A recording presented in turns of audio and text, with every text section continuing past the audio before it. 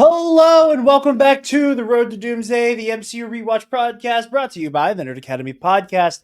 And quick word to our patrons. Thank you for your patience after a couple weeks of not feeling great and then Thanksgiving and then holiday kerfuffles have made scheduling a little bit teeny weeny difficult. But as we make our way through the holiday season, things will kind of reach equilibrium here soon. But I am your host, Jared Bachman Stubbs, and joining me, as always, on the Road to Doomsday is the lovely Miss Taylor.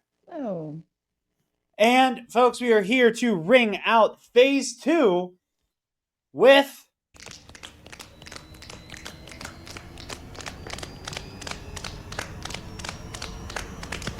Ants.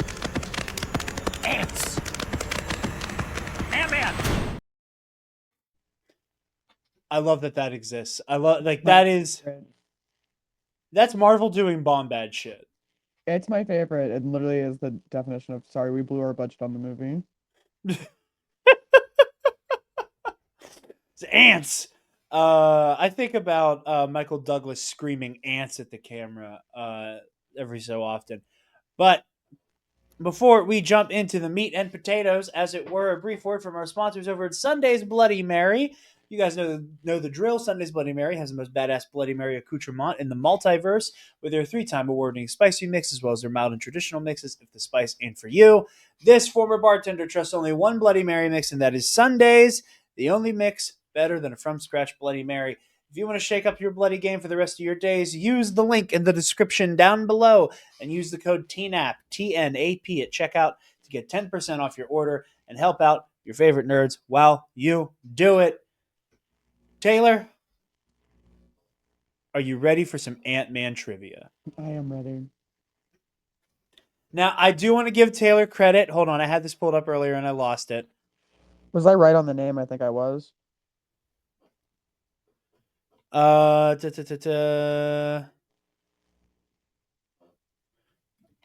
had it and I forgot it. Hold on. Garrett Morris of SNL fame. I said Arthur, not Garrett. Oh, you said Garrett, yeah.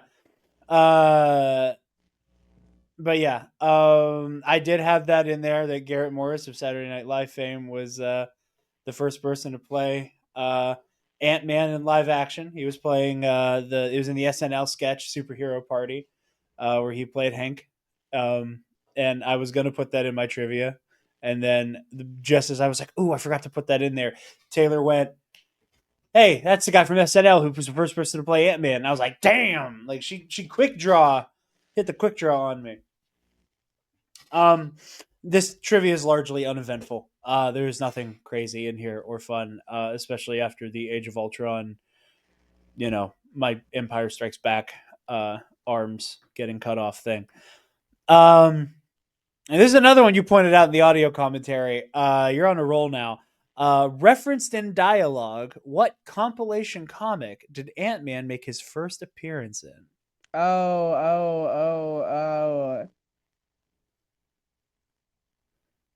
I'm not gonna remember. I know I called it out during the You called it out. It's Tales to Astonish. Yeah. Uh, what name does Scott use while working for Baskin Robbins? Wasn't it Josh, Jake, John? You're in that neighborhood. It's Jack. Damn. I knew it So, started with a J. It was a 4-letter J name. so his was Jack, and then he says, "Hey Darby, can you talk to this idiot?" Yeah. The guy who's trying Jack to Darby. order a burger. Jack and Darby are his kids. Are Paul Rudd's kids. And then our next one, our final one for this episode. What actor, also famous for playing a DC baddie, was set to play Yellow Jacket before exiting Ant-Man alongside Edgar Wright? So they are a DC villain.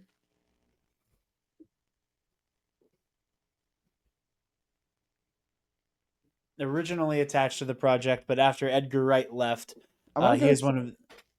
Cillian Murphy. That would have been fun. It is Orm, Patrick Wilson. Oh, that would have been neato. Not as scary. Definitely not as scary. Yeah. I just forgot the guy's name again. who plays Darren, who plays Darren Cross. And But nobody else. He'll never play.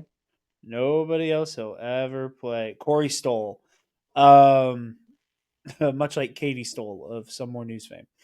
Um, but yeah, he was almost Ocean Master was almost Yellow Jacket, and we'll get into the Edgar Wright stuff now. Um, While many of our Avengers languished in development hell, waiting for a project to finally pick up steam, none was left hanging more than Ant Man. Originally shopped around Hollywood in 1986 and eventually officially announced in 2006, with Edgar Wright set to write and direct. Ant-Man remained a frequently discussed Schrodinger's movie. Anytime Edgar Wright was on the convention circuit, he would talk about how they're working on Ant-Man and nothing was coming to fruition. I don't remember I think we talked about it a little bit in episode 0 about how Marvel loved to say we're working on a movie for this character but never make it because they understood the insane amount of risk that came with making a superhero movie, especially if it came out bad, and how much brand damage that could do. Similar premise here, where Edgar, not similar premise, they weren't like trying to bury it, but it was very much that, like, yeah, guys, I promise we're working on something. Shrouded in intrigue for nearly a decade of development, Wright left the project and was followed by most of his production partners. Wright and Marvel cited creative differences, and Wright later went on to say, I wanted to make a Marvel movie, but Marvel doesn't want to make an Edgar Wright movie. Peyton Reed was chosen to replace Wright alongside Adam McKay to aid in rewrites with the help of Paul Rudd. The movie maintained its heist flick premise and some of the big ideas, but shifted in tone from Wright's original vision. Ant-Man had a reported box office ranging anywhere from 130 to 169 million dollars. A lot of that is kind of like the speculated how much does it cost to change a movie you were already making kind of territory. And ultimately made $519 million at the box office. That's a Now, lot of money. a lot of money. I will say what I think is interesting before we like start doing the where were you conversations, just kind of in the oeuvre of like the revisionist history around the MCU. I think Ant Man's a really important moment because I think a lot of the like how do we take the wind out of this thing's sails conversation started here. Because even though Guardians of the Galaxy had just come out a year or two before this, um, people were still doing the, well, who wants to see an Ant-Man movie? Who cares about an Ant-Man movie? Ant-Man will be Marvel's first box office bomb. You know, like people like there was this weird sense that people were almost rooting against Ant-Man because it felt too dumb and too silly. Um, between the way Joss Whedon left Avengers or left Marvel after Age of Ultron, this was the beginning of the like, oh, Marvel doesn't want real creatives to actually have their vision, they just want names attached to projects. So that was the, yeah, sorry to everybody, our dog is going apeshit probably because the mail just got delivered. But I'm so used to her going apeshit on pro and noob that I'm so used to just talking through her at this point. But um so there was already the like, oh, Marvel's creatively bankrupt. They're look at all these like characters nobody cares about that they want to try to make into a household name. Like there was like a weird writing on the wall for the like weird relationship that like popular culture was developing with Marvel, that it was this almost weird antagonistic but like still desperate for relationship was like kind of starting, at least in my opinion, in my memory, it felt like it started at Ant-Man. And I just find that fascinating. But we'll probably get into more of that later. Taylor, where were you when you saw Ant-Man? What was going on Um, in the life of Taylor when Ant-Man came out? I just graduated high school. And I know I saw this with my dad, because we both liked it very, very much. Um, yeah, it was one of my favorite Marvel movies, and it still is one of my favorite Marvel movies. Um, I love Ant-Man. Yeah. Uh, I think Ant-Man's great. I love the movie. The only thing I don't like is Evangeline Lilly and her fuck ass Bob. Um, and that's like I said it during the audio commentary. I enjoyed her in The Hobbit, even though she doesn't exist in that like series. Um, but yeah, I love this movie. So like every time somebody's like, this wasn't that opinion doesn't isn't heard by me. I just think it's crazy. I think it's weird, wild that Ant Man as a franchise became like this weird redheaded stepchild of the MCU. Oh yeah, well, I mean, I get it after this in a way. I don't get it for this movie, but I get it I for don't after. get it for this movie. Ant Man and the Wasp: Quantumania is like probably one of the most mediocre. Like, I don't think it's a bad movie. I think it's fun. I think Paul Rudd is so much fun to watch. Like, I don't have any ill will towards Ant Man and the Wasp. Ant Man and the Wasp: Quantumania, I'm really looking forward to revisiting because I think the internet was like wildly like dramatic in the reaction to that movie. Like I it had an uphill battle on so many levels, but like Yeah, I think that there's I don't know. I think Quantumania was a lot of wasted potential. And then I think Ant-Man and the Wasp, from what I remember about that movie, because I didn't really like it when it came out. Um, it just felt like there was too much going on, and I too much and not enough. Like too much and like too much going on with the greater plot and too many other things being stuffed in it. And then like this movie, it hit all the right notes. I agree. I remember vividly seeing this. I It was opening weekend when some extended family that lives in Florida came to visit. Um, and this was kind of on the itinerary. We were going to the comic book shop like every other day, while my cousin Pierce and my uncle Jay and my great aunt Betsy, they were all in town. We were all hanging out, and I remember we went to see Ant Man. I don't remember. I don't. Maybe it was just because of the time of day.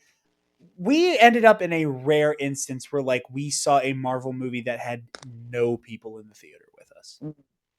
Like it was literally just me, my brother, my uncle, my cousin.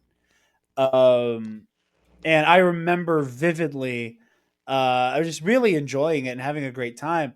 But I remember specifically the moment when Yellow Jacket shoots Anthony. Um, and Don't even bring it up. I was well, it's why I laughed last night when you were getting gonna worked up about cry.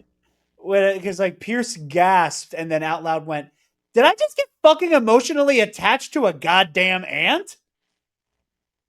And I was like, "Yeah, man, that's the power of storytelling."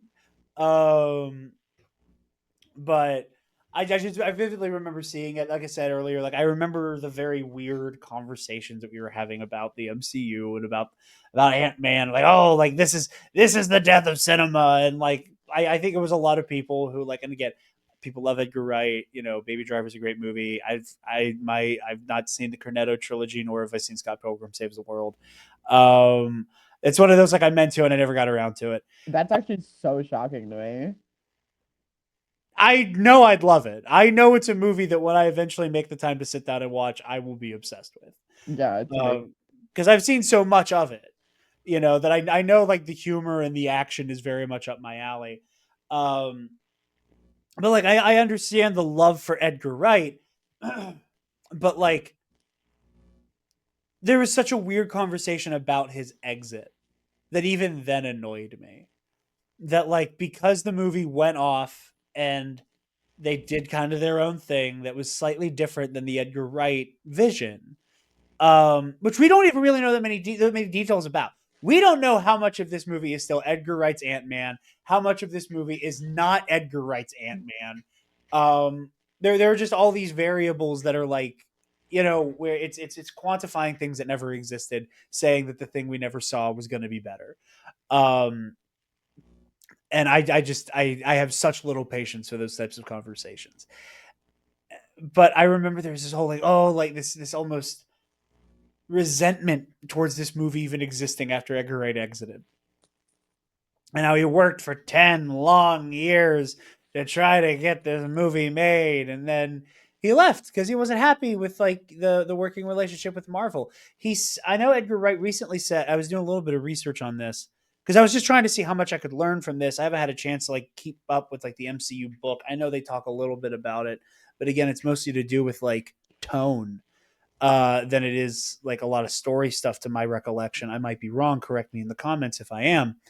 But Yeah, Jared's favorite thing to be corrected in the. if I get something wrong, I welcome it. Uh, that you and Mitch going at me a little bit different. I'm glad I can hear her laughing while she's muted. That was making sure that joke actually went over well. But no, but there's just like weird resentment towards like the movie after Edgar Wright left, and you know we've had so many people, go, you know what? I had an idea for this. Marvel wasn't super into it. We thought it was gonna work, it didn't, and I'm gonna leave and I'm gonna let somebody else take over.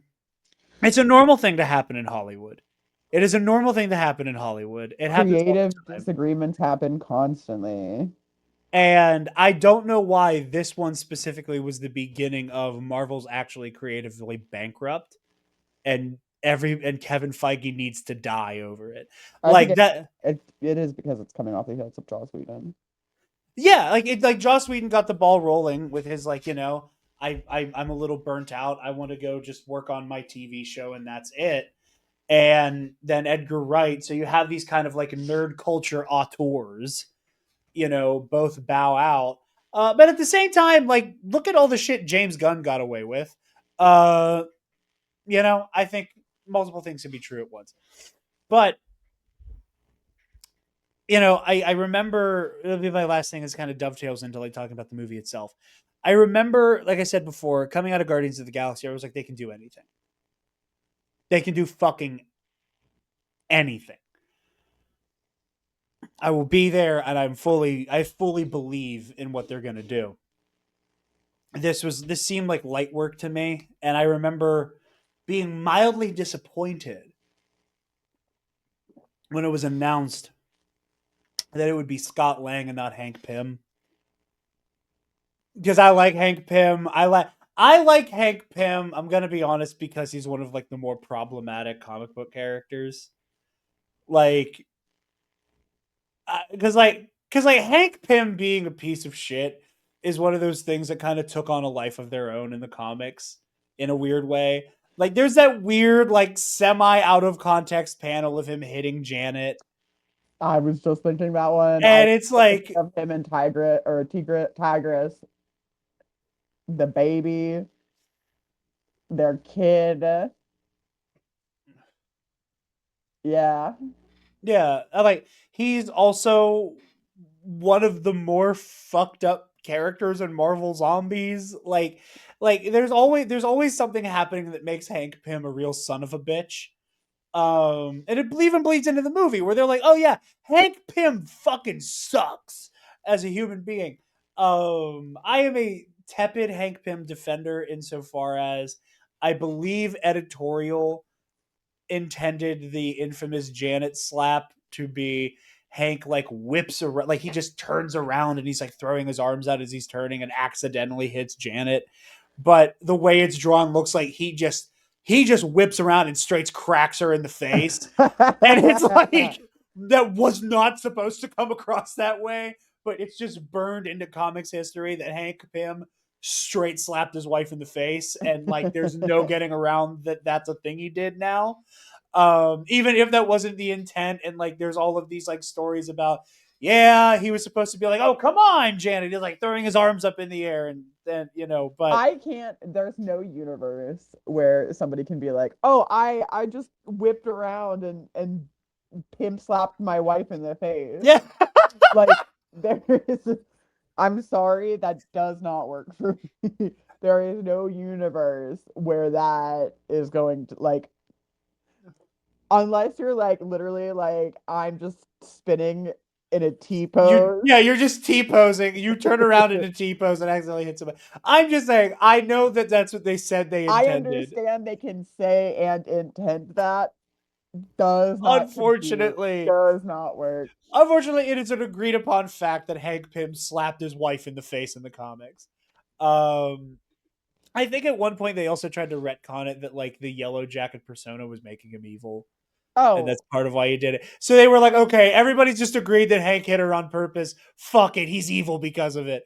well, yeah, that's what happens when you hit your wife. That's what happens when you hit your wife. Sorry. Don't want to Um, be perceived as evil. Don't pimp slap your wife. wife, don't hit your wife. Don't hit your partners, everybody. But Domestic violence is bad. Fact. yeah, fact. Ant fact. Domestic violence is bad. Bam. And fact. Oh, goddamn.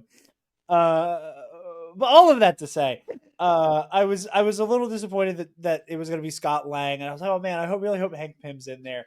And then they went out and then they picked an actor who was recently in a lot of hot water in Michael Douglas.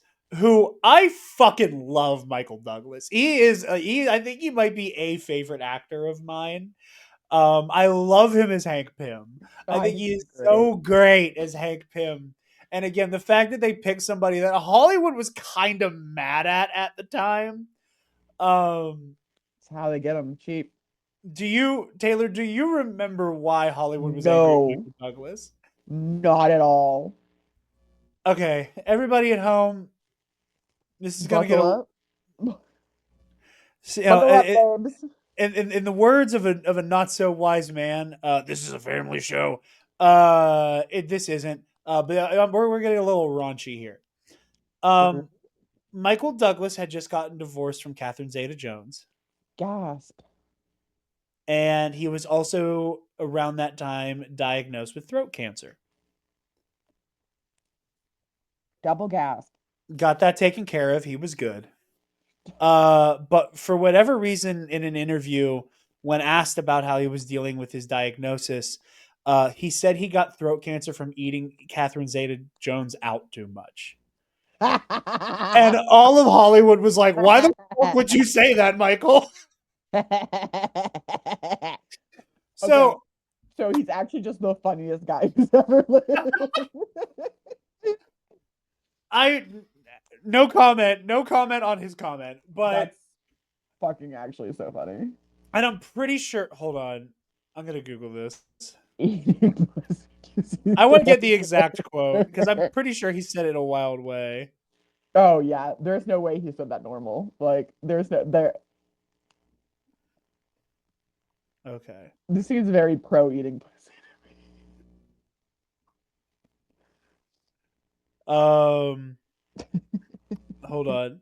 I gotta pause the recording for one moment so I can find the quote.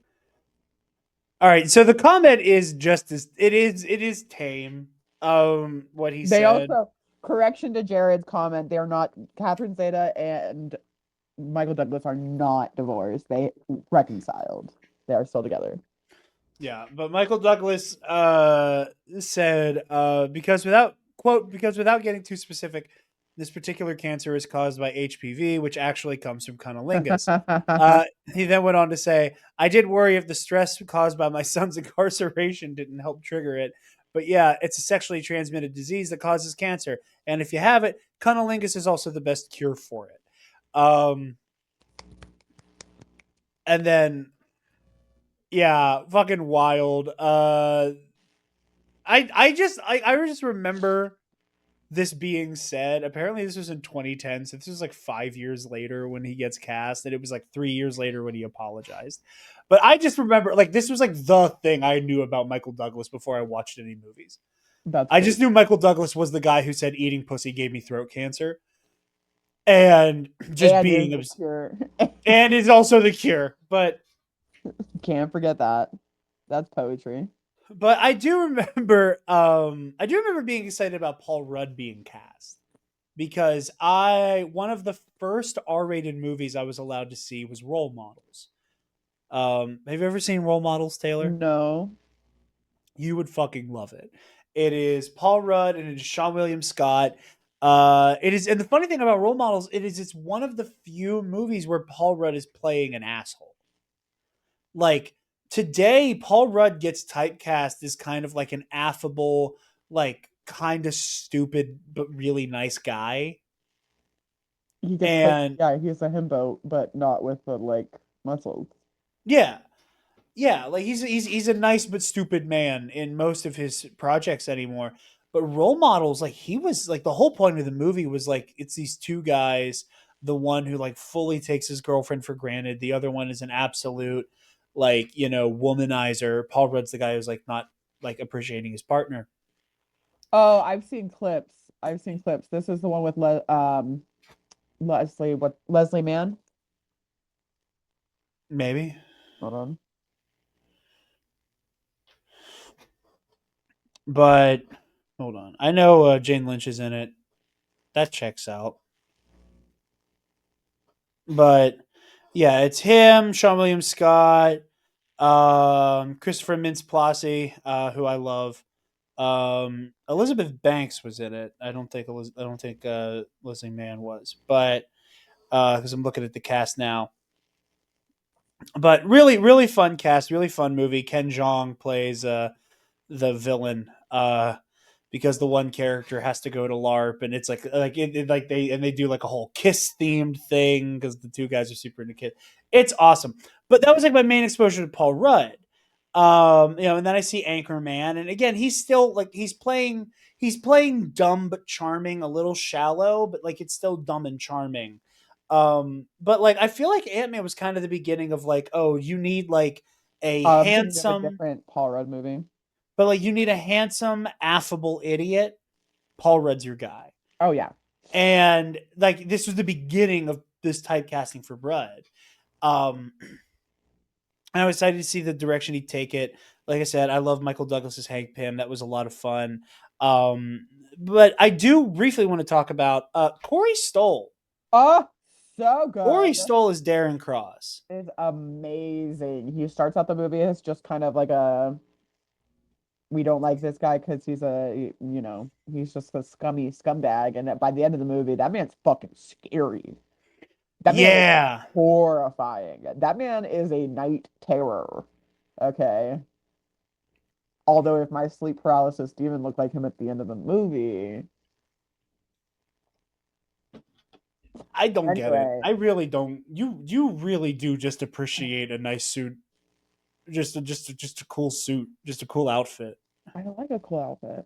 And I I like love that General about you. Grievous with less steps. Yes. Uh, Um, no, I would almost compare Corey Stoll's performance here to Nick Holt in Superman. yes. Like the only real difference is like Nicholas Holt has I think Nicholas Holt is slightly more charismatic as Lex Luthor than Darren Cross is, Uh-huh. in that like in a like I have to perform being normal. And Yeah. in those moments of privacy, or in the moments where Luthor is around his like most sycophantic goons, he cuts loose. And you see him just go full fucking crazy person. I'm obsessed with Superman. Where like I feel like everybody in the room can tell that like there is a synapse that is supposed to be firing in Darren Cross's mind that isn't quite working. By the end of the movie, everybody in the room can tell that this dude's fucking fully off his rocker. Just out of his mind. Yeah. And it's the Also, obsession Hydra's with still here, by the him. way. Just saying. Hydra's What? just hanging out. They're here. Yeah.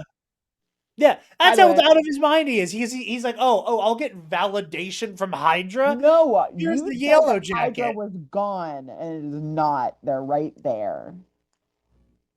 Okay, Hydra's mostly gone. Cut off one head to remain.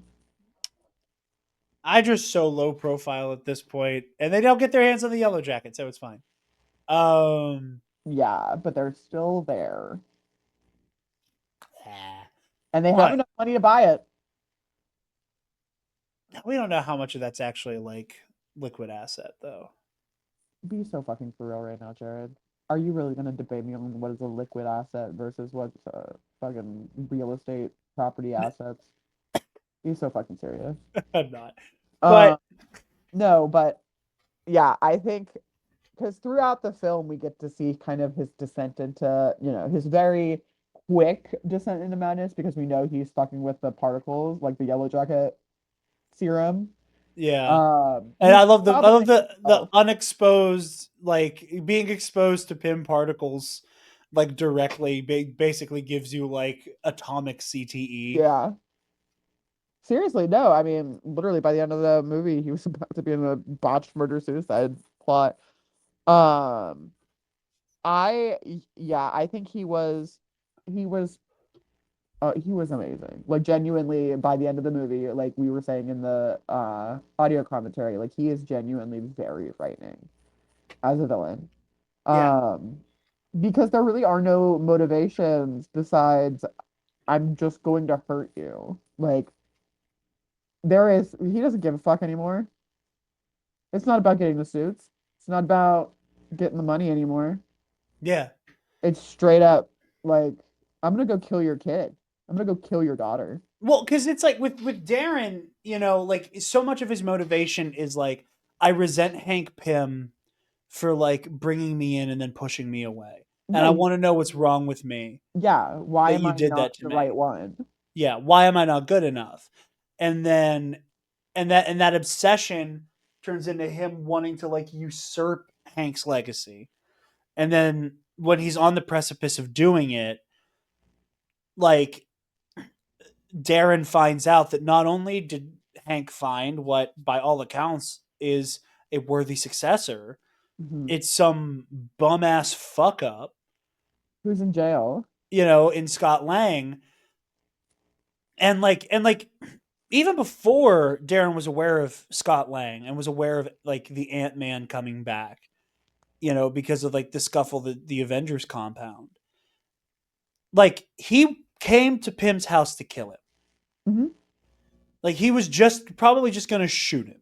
Yeah, or with the gun probably, and then wipe up his fucking goop, Yeah, yeah, do that. Like you know, like he had gloves on and shit. Like which was he was, also an insane murder yeah, earlier in the movie. Like, yeah. He just straight kills a guy for being rude to him during the presentation. and then flushes him down the toilet. Yeah, like this is somebody who's already so disconnected from like reality and like humanity that he's okay with doing that. And now he's crossed the threshold to I want to get my revenge on Hank by, you know, like it's like what like the classic thing Cody Rhodes said is like once undesirable, now undeniable. You know, like in Darren's mind, he's getting ready to do once undesirable, now undeniable. But he's like at some point in the process, he crosses the threshold to know, fuck it, I'm gonna kill Hank Pym. Yeah. And then he doesn't because he knows Janet Hope is there. He knows Hope is in the building, so he doesn't do it. So now he's fully ready to kill Hank. Like he is fully untethered, like the last thing keeping him attached to planet Earth. Hope. Hope and just the idea of I'm gonna get back at him by showing him, not by just straight killing this guy. And then he finds out about Scott Lang. And then that is when the full like serial killer spiral takes place. And it's just like, fuck it all. We go just balls to the wall, Malthusian lunacy. And like you said, like he just pulls up at the house. Well, it's at the entire end sequence is once the Ant-Man suit is in, like once he has both suits, he's like, I have won. Yeah. I have won. There is no, I'm done. Like, I have won. I'm going to kill Hank Pym now too. And I Yeah. have hope. And I have both suits. Like, there is, like, that was it. Yeah. And the only reason it wasn't is because of hope. Yeah. And we don't even have time to get into that. Like I there's a part of me that wishes they took like one or two more steps in defining that relationship. Hope Because and Hope and Darren. yeah, Oh because yeah. I can't quite tell if it is I find you a kindred spirit No, because we both were made to feel inadequate because of Hank Pym, or if like there's like we're a kindred spirit and that we both feel like the unloved children of Hank Pym, yes. or if Darren, if that is true, and then Darren takes it the extra couple steps of depravity further, where it's like I am also like obsessed with you in like a like romantic sexual way as So well. I want to I say there's a part of me that's curious about that. that so yes, it's definitely the first thing, and it is also part like it has spiraled into the second thing because there's an obsession that comes with those like part like with the way that his brain is being rewired. Yeah, that's actually okay. We agree then. I Yeah, was yeah. yeah, So he throughout the film, you can see him become more and more like like you see right in the beginning where he's like, "I'm tripling security. I'm doing this. I'm doing that." Like he's talking to her because she is the only person in his mind that he can trust wholeheartedly. And right. the moment that he sees her at Hank's house, that trust is gone Yeah.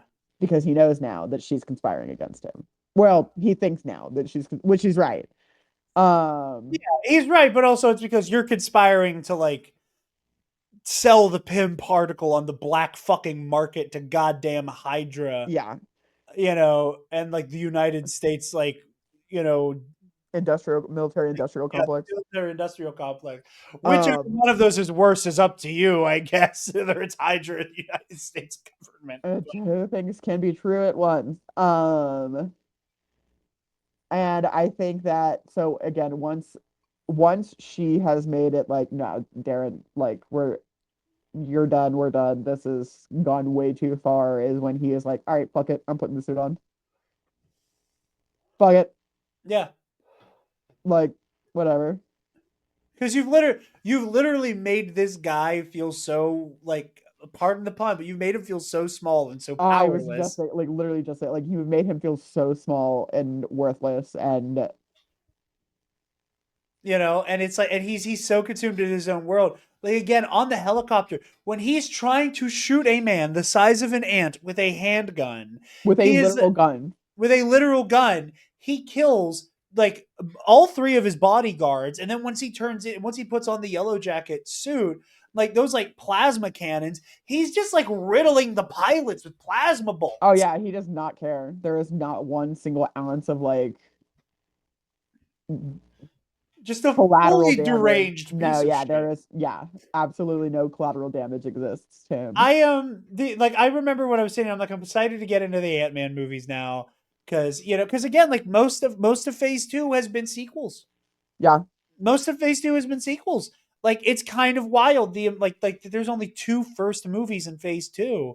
There's a few more in Phase 3, but like so much of like the current slate of the MCU right now is like characters first movies, characters first solo stories. Hmm. Like and people react so poorly to that. And I we can talk about the psychology of that at a later date. But like either I had a brief moment like I'm excited to finally start the Ant-Man movies and I was like, I did not hate the Darren isn't a dick stuff with MODOK in Quantumania. I didn't hate I'm it. excited to get to There's it. a part of me who's a little bit like, you know what? Fuck Darren. Darren is a Darren is dick. a dick. That's the Darren, whole thing. Like Darren is a fucking dick, like dude. this is not phrasing I use very often. Maybe Darren deserved to die. Darren did deserve to die. Maybe Darren deserved to Darren die. Like, for sure deserved to. By the end of this film, this man deserved death. This man was fully about to murder a child and her stepdad in cold blood. So is some old dude picked her dad to be his protege. and I think And that that's it. That's the whole motivation behind him going to kill a literal child. whenever this He like episode comes out, am I going to have pulls to use up. father figure on the Instagram post?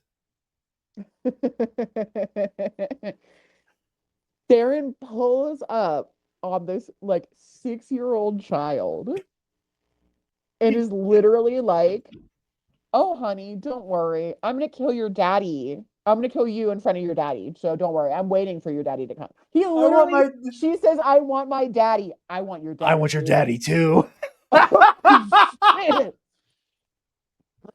Darren is, Is Yellow Jacket like a sleeper top 5 MCU villain? I Like, think, I mean, honestly, he really is. Like, as far as it goes, because like so many of them, any like we get like this weird mixed motivation, or they're just like evil for evil's sake.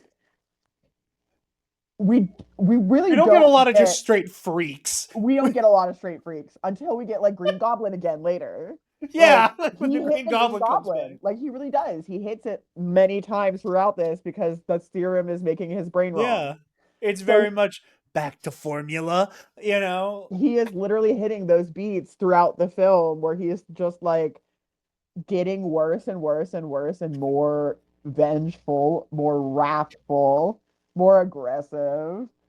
The "I want your daddy too" is actually insane though. Like, It's fucking awesome. "I It should want my fucking rule. daddy. I want your daddy too."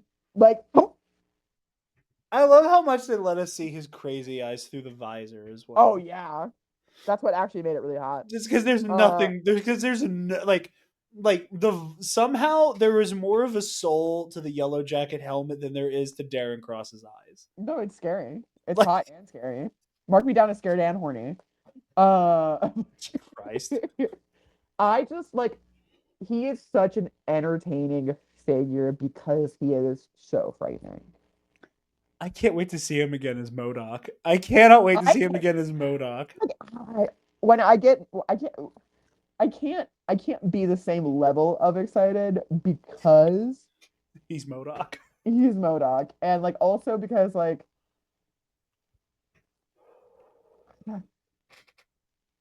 there's just so many silly premises going on there. Listen, we'll get to that when we get to it, but I think this is a good segue into like the core theme of this movie, which is fatherhood Yes. and like parenthood and like the parent child relationship. Um, and I do want to unpack a scene that you and I kind of started to get hung up on while we were watching it. Um, that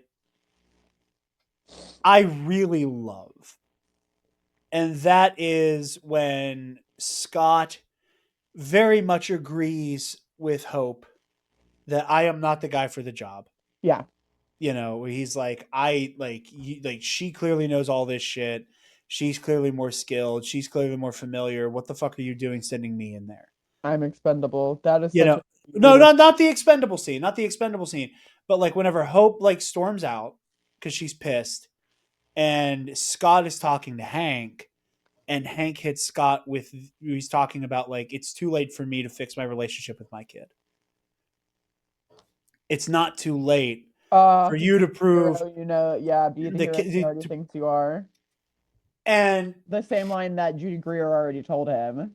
and listen, I yes, I think he obviously he was observing Scott. I think he He heard that. I know, like that to me is one of those things where it's like, if you said something similar, that'd be a coincidence. You said the word for word thing she said. You said the word for word thing. Like, I get the sentiment is still there. It's still good. I love the line. I love the scene. I think that it is the meaningful thing that he needed to be reminded of. But like, do you think Hank means it? Because I think Hank means every fucking second of I it. do too. I I think think Judy he's Greer just does too. stealing Maggie's verbiage. That's what I mean. Like, I think like that was the line. The You should be the hero she already thinks you are. That's all she wants. That's all she needs. This is your daughter. She already thinks the world of you. Like, that's not Maggie, Yeah. whatever. I Judy Greer. hey, little peek behind the curtain. I have the cast list up in front of me. That's the only reason why I was able to pull Oh, that. well, Judy Greer Yeah, is like she believes in Scott. Like, she married Scott. She was in love with Scott. She had a child with Scott. She had a life with Scott. The only reason that they don't, to our knowledge, have a life together anymore is because he's been in jail for God only knows how long. Probably at least, at 3 years. least we yeah, at least 3 years. He So says like, 3. we know that like he has been gone for some time. Obviously, she has kind of needed to move on. Obviously, she's like, look, dude, you're obviously committing crime behind my back. So like this is gonna work out. But it's I think it's she believes every word she says because she still like there is you can tell that there's a part of her that still loves him, which is Yeah. normal. And you can see that like when Hank says that to him, it is reiteration, it is the reinforcement. Because when Judy Greer says it, it's coming from his ex-wife who like just wants him to be more chill. Like just get a job, just do what you need to do, and Yeah. things will be okay. But when Hank says it, it's coming from a superhero. Like it's coming from an actual person who actually saved the world, who actually, has lived that life and has lost his daughter because of it all. It's him saying that and meaning it in the most literal way. I agree with everything you're saying. I like what I really love about this movie is that like there's basically is that before Scott Lang are like three paths. There is the path he's currently on, which feels like it's going to inevitably lead to some amount of disappointment Also going back to and jail. we're going back to jail, but like it's going to lead to disappointment and at the very least a alienation. Hmm. The other path is like that alienation is like reflected in like what is going on between Hank and Hope. Hmm. That it's that like, well, we clearly do still care about each other, but it's like, in a like you're my dad and I'm kind of like hardwired as a human being to give a shit. Yeah. You know, and You're my dad and you I have to love you. You're my daughter and I have to love you. yeah, you're my daughter and I'm just I like and like as your kid, I can't tell if you actually feel bad for the way that you threw a monkey wrench into our relationship or you just like feel guilty and embarrassed over it and you're performing this so that you can feel better because I forgive you. Hmm. Like, do you want to fix it or do you want forgiveness? Because those are two different things. And then there is the like, so like, I think Scott is probably approaching a path similar to Hope and Hank. And that's path one. Path two is like the first one, but way worse, which is the father son relationship that Hank Pym has with Darren Cross. That is fucking ugly. That has so much to do with Hank hating himself. That has so much to do with Hank, like he says, he's like, why did you pick me? Because I saw a lot of myself in you. Why'd you push me away? I saw too much of it. Where it's that act of somebody like pushing away instinctively because they see something that either reflects back at them or they are just incapable of handling that connection. So Hank Pym has successfully created two children that fucking hate it. He has one that resents him because of the whole like he retreated Hmm. after Janet is, presumed dead when she goes subatomic. But like, so he retreats and he has a moment of self loathing where Hank goes, I can't adequately care for you. I need to pull myself away because I can't adequately help you in the boarding school and all of this. And with Darren Cross, he later goes, it's the opposite where he goes, oh God, you're too much like me. Get the fuck away from me. So we see this repeated theme of like fathers destroying the relationship, you know, with good intention, which I think is such a crucial element.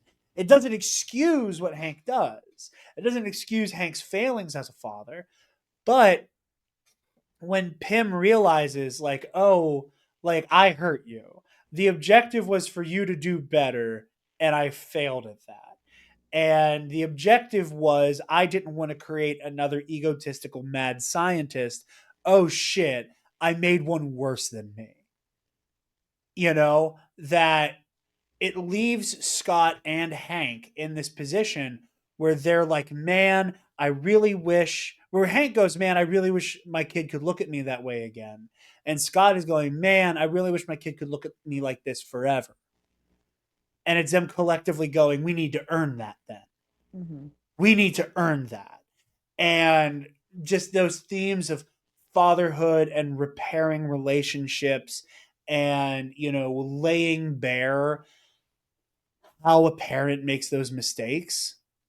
You know, Hank just putting it all out there and being like, I lied to you about what happened to Janet because I didn't want to fill your head with these delusions of fucking grandeur that got her killed.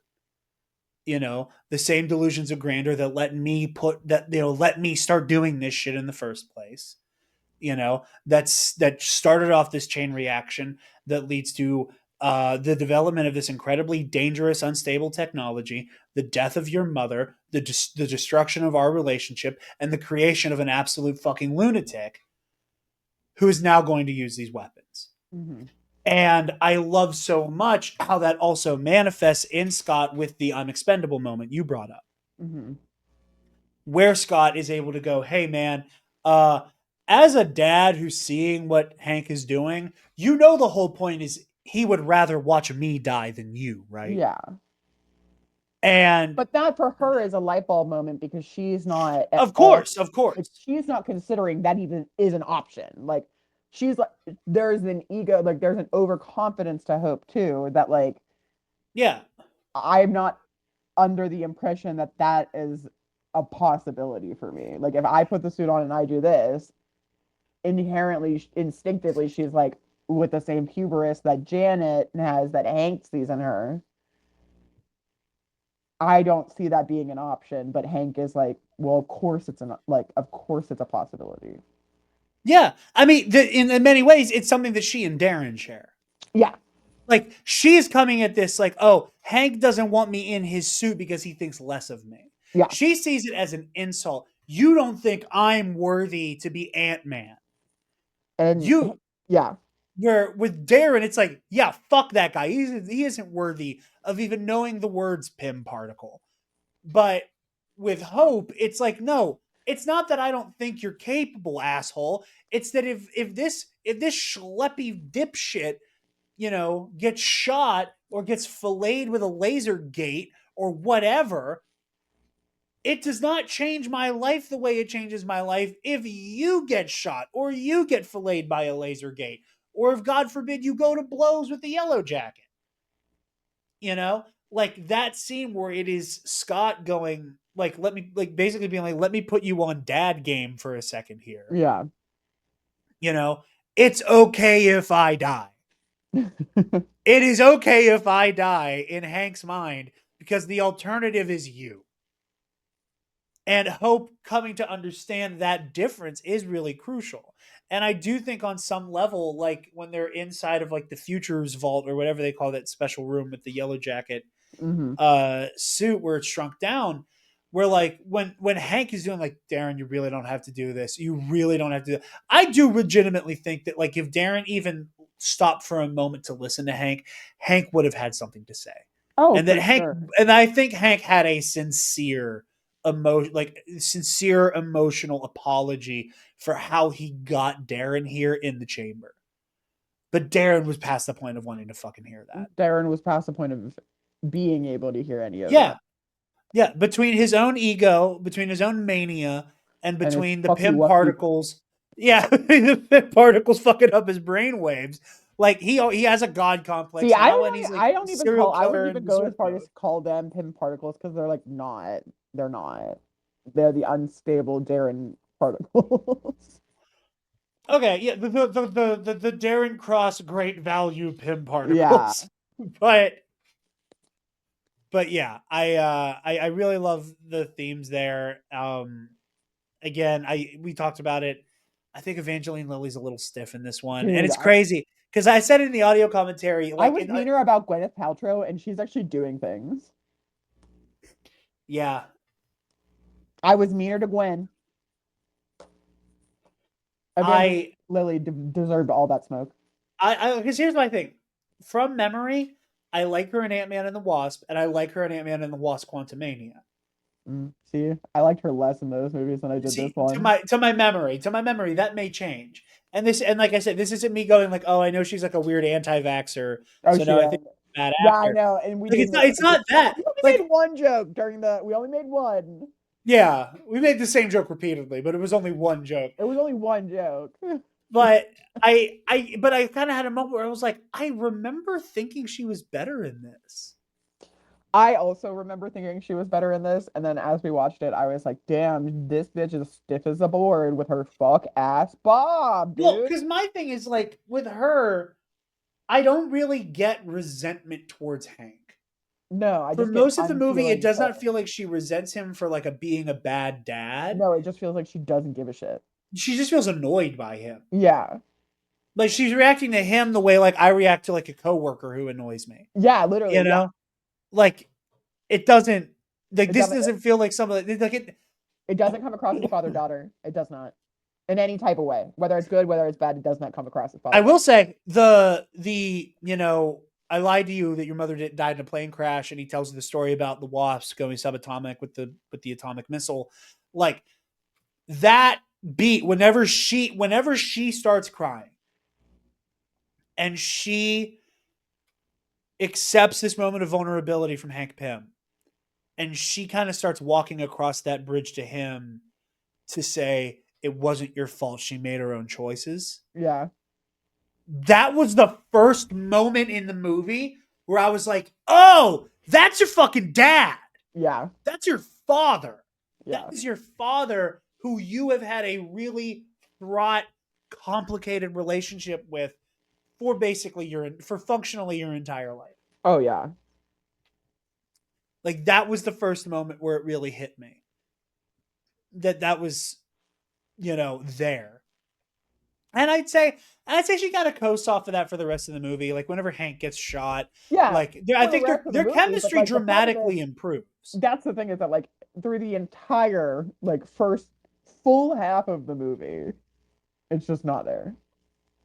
Yeah, but Also, I don't see chemistry between Evangeline Lilly and Paul Rudd. I just don't. That is fucking, that is one of Paul those, Rudd's carrying it. I'm sorry, Rudd dude is is carrying that trying relationship. so hard. And she is just around. Like,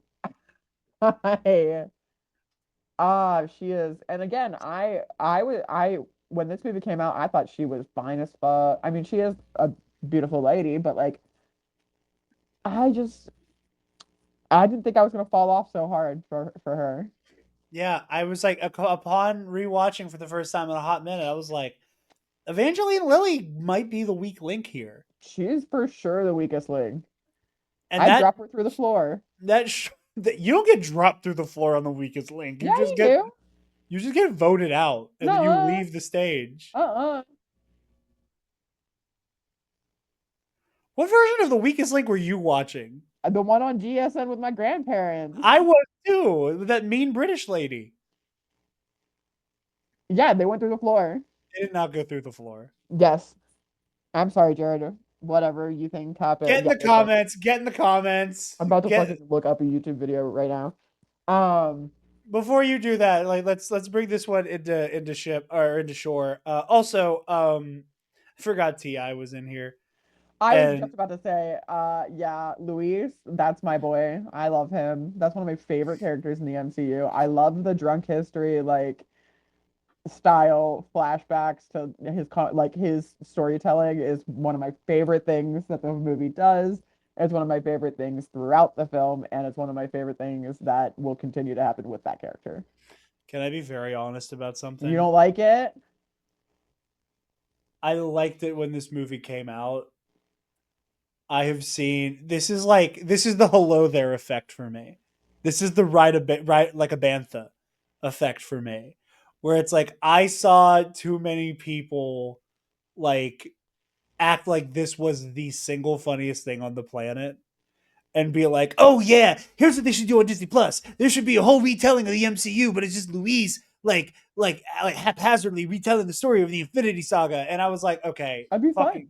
it would be fun, but it was one of those like I've seen 32,000 fucking people make this same observation That's because that's what the people want. pretending it was an original thought. That's what the people want. Like I said, it's funny, it's Give the cool. people what they want. Michael Pena doing it is a lot of fun.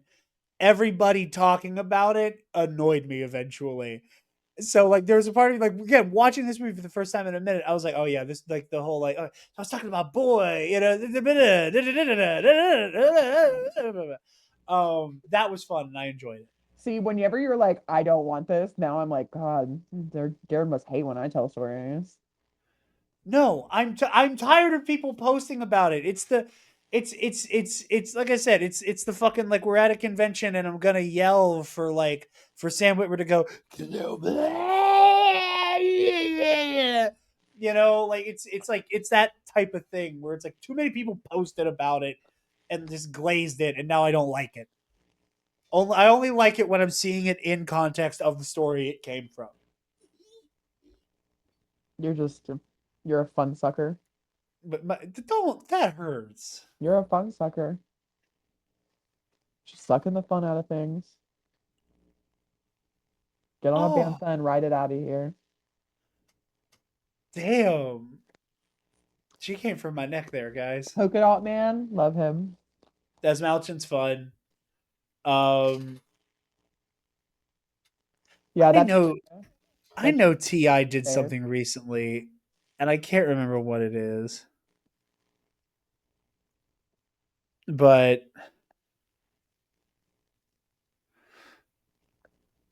I don't remember what he said or did.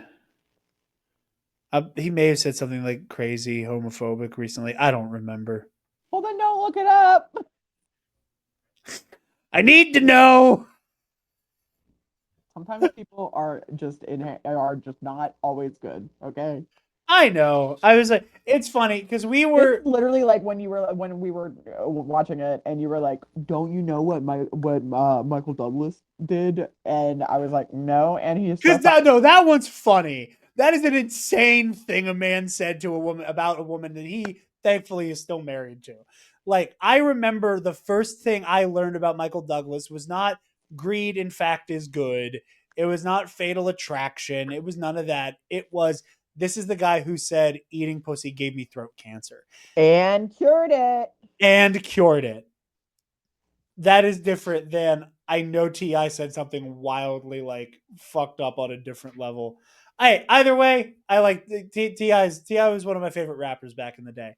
It was funny because I was showing Taylor this funny TikTok about the Macy's Thanksgiving Day Parade where they invoked Chingy, and Taylor was like, "Oh, who's this made up person, No, Chingy?" I just assumed it was a made up person, and then you were like, "Yeah," and that, don't you remember Chingy? And I was like, "What the fuck?" And then I had to play right there for Taylor, and she went, "Oh, this guy." And it was because it was funny because it was right before we watched Ant-Man that night. I said, "Yeah, in my early teens, I had a brief moment where I was really into dirty South hip hop, completely forgetting that Ti was in this movie." And I was just like, "Yep, Jared, something that everybody is intimately familiar with, dirty South hip hop." I was like I said, I was a lot of Ti. I was doing a lot of early Lil Wayne. I was listening to a lot of Ludacris. A lot of Ludacris. My days as a Luda fan were in that era, and they persist a little bit to this day. But either way, I think that's all we have for Ant Man.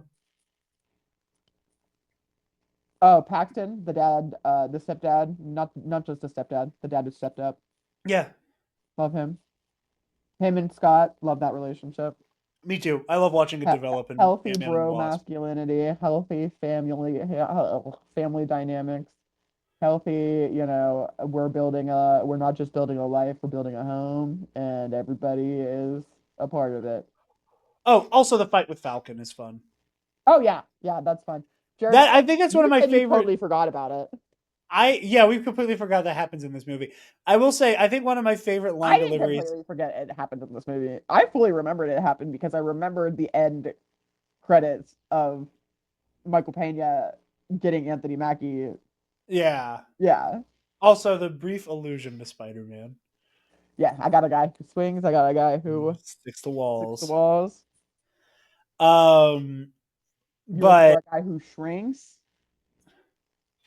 one of my favorite line deliveries, I think, from Paul Rudd in the entire MCU is the, I can see you.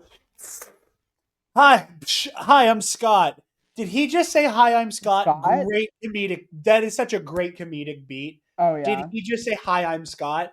Like that, like the like the this No, that's regurgitated. something you would do actually though, unironically. I'm in the van and I'm on the thing and Jared fucking gets big and says, "Hi, I'm Jared," and I fucking have to look at everybody around me and be like, "Are you fucking with me? Is this real life?" No, but it's that. It's the hi, I'm Scott. It's Hope going, did he just say hi, I'm Scott? And then it's cutting back to him going, I'm Ant-Man. Okay. You probably haven't heard of me. You wouldn't have heard of me. It's like him trying to put on airs and it not working at all is so fucking funny. And I know he does that a little bit in the next movie we're about to watch. And it's worked so well just Yes, because of Paul Rudd's charisma. the next movie we're about to watch. A movie that is probably still in my top 5 MCU movies of all time. Definitely not mine. Captain America, Civil War, or as I like to call it, Captain America breaking up the Avengers for fun, I guess. Or as I like to call it, Jared is wrong the movie. We'll get into it. We'll get into it. We're about to watch it in a couple minutes. I'm breaking the illusion. All 3 of these episodes are being recorded in one day. I wouldn't be breaking the illusion. You guys are probably assuming the sweatshirt multiple times today. Yeah, I Or mean, when this across is the out on street. the main You feed, won't even people know. if it's out on the main feed, people will forget because it will be divided by weeks. They won't Um, forget. I have a memorable wardrobe. No, I'm kidding. I'm making sure we do outfit changes for every episode. No, my sweatshirt. You have plenty of hoodies. But anyway, Taylor, where can the lovely people find you, my dear? They can find me on Blue Sky, I guess. At Yeah. Quicksilver Girl, GRRL Girl. That's pretty much it. Hey, Jer, Yes. where can the people find you? You guys can find me personally over on Instagram and Blue Sky at Dark Jedi 2552. And you can find the Nerd Academy podcast on Facebook, Instagram, Blue Sky, wherever you get podcasts, and on our website, nerdacademypodcast.com, where if you're feeling generous, you can donate to our Patreon. Speaking of our patrons, $5 patrons get, pardon me, hiccups. $5 patrons get early access to every single episode of The Road to Doomsday, as well as exclusive access to the audio commentary series. And Which $10 patrons. has some very fun details that aren't covered during our Yes. regular episodes. You'll find out many things about us. Namely Taylor. Mostly me. Uh, Fully entirely mostly me. The but patrons are actually some of my best friends, but they don't know it because it's not a two-way relationship. It's really more of a one-way relationship. we really got to work on you fostering a parasocial relationship with our patrons. I love it. I just want to be friends with everybody, even if I don't know them. And $10 patrons get access or get shout outs at the end of every episode. So thank you to Paco and Ray Clausen. So thank you guys very much. We will see you on the next steps on the road to Doomsday with Captain America Civil War kicking off phase 3. Bye-bye.